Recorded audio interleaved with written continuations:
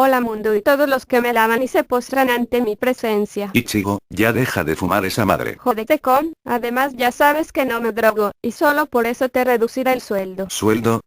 Pero si ni siquiera me pagas. Ahora ya sabes la razón por la que no te pago ni madres. Te detesto, tetona de mierda. El sentimiento es muy tu peluche pervertido. Bueno, ¿qué es lo que ibas a hacer aquí?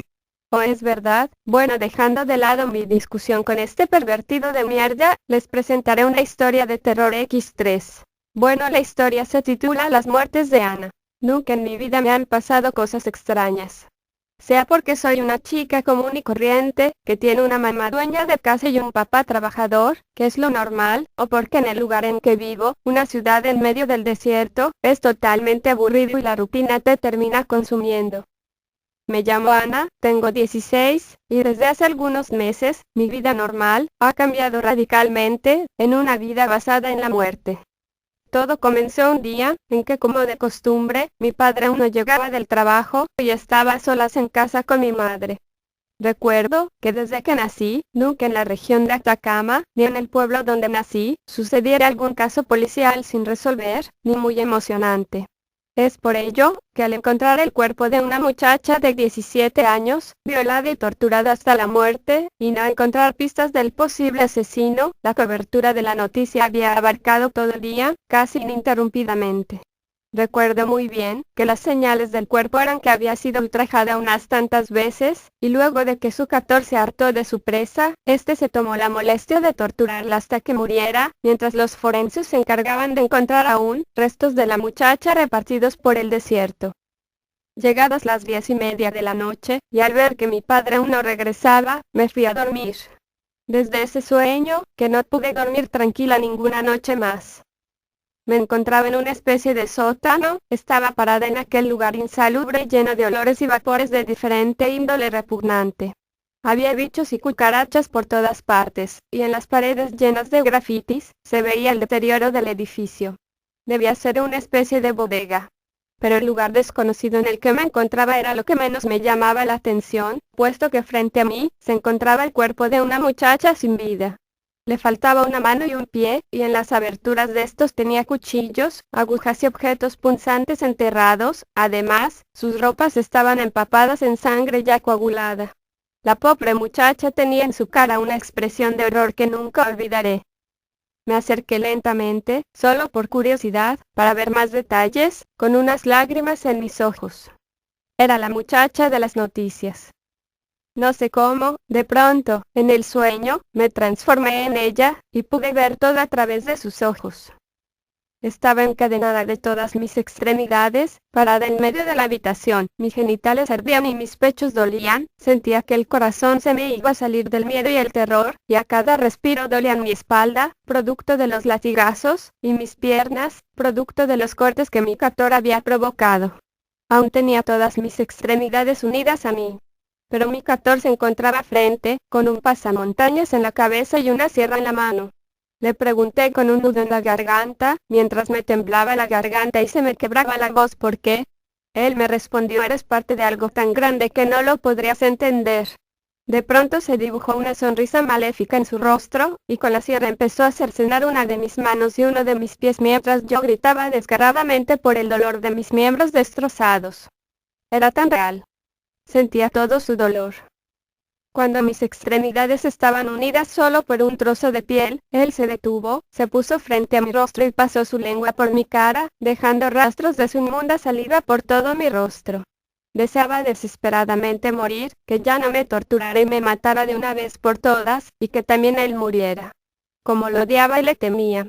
Pero no acababa ahí, pues él me arrancó los miembros colgantes de un solo tirón, luego me aplicó un torniquete en las heridas para mantenerme un tiempo más con vida. Y sacó de su abrigo una serie de objetos punzantes, clavándomelos uno por uno en cada abertura de mis partes. Mi terror de vivir un segundo más y de imaginar el dolor que eso me provocaría, momentos antes de la tortura, me hizo proferir un grito desesperado, que luego se transformó en un alarido terrorífico, mientras me retorcía por el dolor. Me desvanecí en el sueño y desperté. Al despertar, todo el dolor se había ido, pero mi terror y mis gritos desesperados seguían presentes en la realidad, y me di cuenta de que debía de haber estado gritando desde hace un rato, puesto que mi padre se encontraba de rodillas al lado mío tratando de calmarme. Luego de calmados los ánimos, me puse a llorar desconsoladamente y le expliqué a mi padre lo que había soñado. Él me dijo que me calmara, y que había sido solo un sueño. Me tranquilizó por un instante, pero la angustia no se había ido por completo. Aquel sueño fue tan real. A la noche siguiente, ya casi ni me acordaba de lo que ocurrió la noche anterior. Apagué la luz de mi pieza, me metí en la cama, y sentí como el sueño me abordaba. No soñé nada. Me desperté de golpe a las 2 en punto, intenté moverme pero no podía. Tenía el cuerpo paralizado, intenté gritar, pero tampoco tenía voz. Frente a mí había una sombra negra, en medio de mi habitación. Se secó y se sentó a los pies de mi cama, hundiendo mis pies. Un dolor se propagó por todo mi pecho, cortando lentamente mi respiración, y mi corazón latía agitadamente cada vez más rápido. Y cuando ya no podía más, mi respiración volvió, junto con mi voz y mi movilidad. Quise gritar. Pero mis padres me creerían. Velozmente corrí a encender la luz, y cuando ésta se prendió me sentí algo más segura. Me di vuelta. Ahí estaba ella.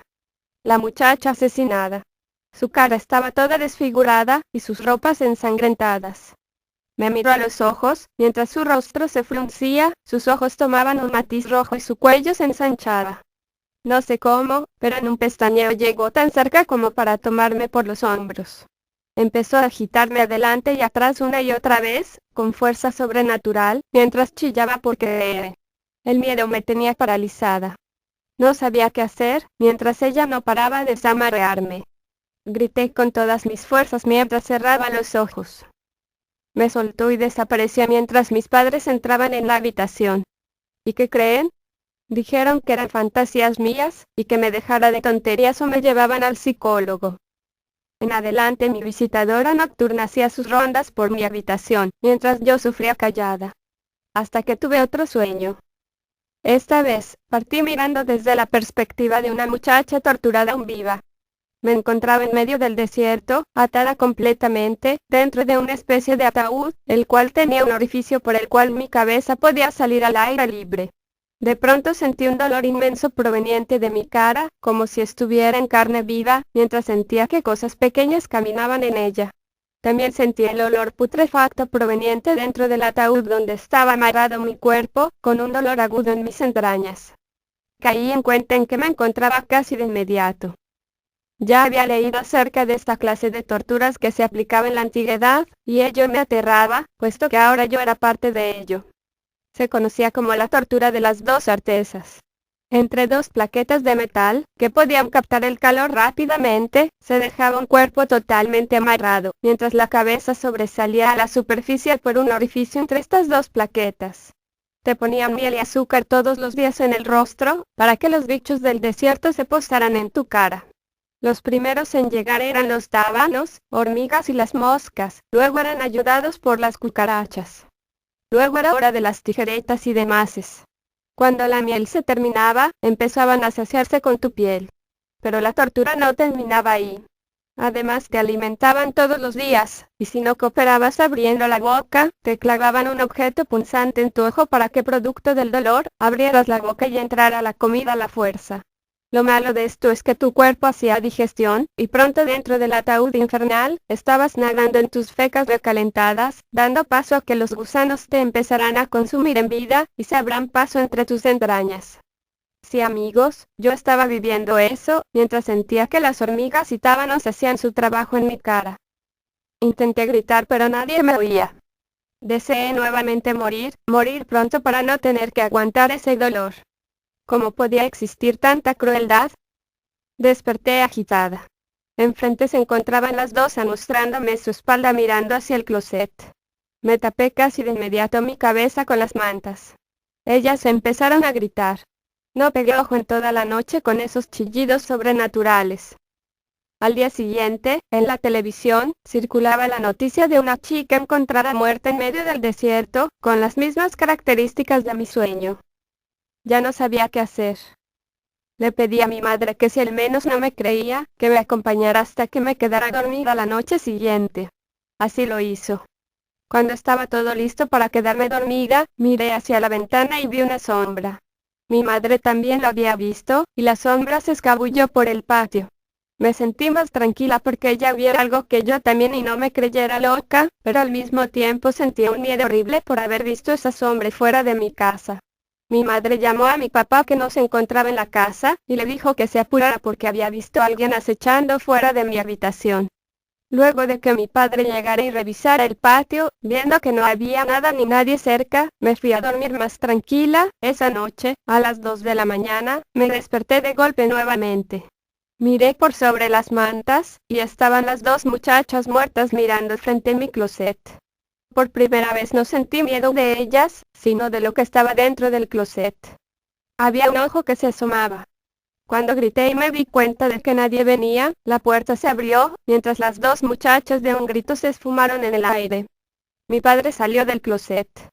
Entonces caí en cuenta, él era el asesino. Papá, ¿dónde está mi mamá? Fue lo primero que se me ocurrió preguntar. Ella está dormida para siempre, mi amor, ya nadie nos molestará mientras jugamos, dijo mientras su sonrisa de psicópata se dibujaba en su rostro. No entendí cómo no corrí, cómo no escapé, cómo no me defendí, pero estaba tan aterrada, que el miedo me paralizó completa. ¿Por qué? Me atreví a preguntarle mientras se acercaba. Eres parte de algo tan grande que no lo podrías entender, dijo mientras tapaba con su mano mi boca. Una semana después la policía encontró mi cuerpo. Estaba abusado, con evidencias de que mis venas se habían reventado a causa de una inyección de aire, mi columna estaba sobresalida por mi espalda, como si la hubieran sacado a medias, y un corte profundo de oreja a oreja pasando por mis dos ojos. Mi madre murió sin sufrir tanto como yo lo hice. Ella murió asfixiada.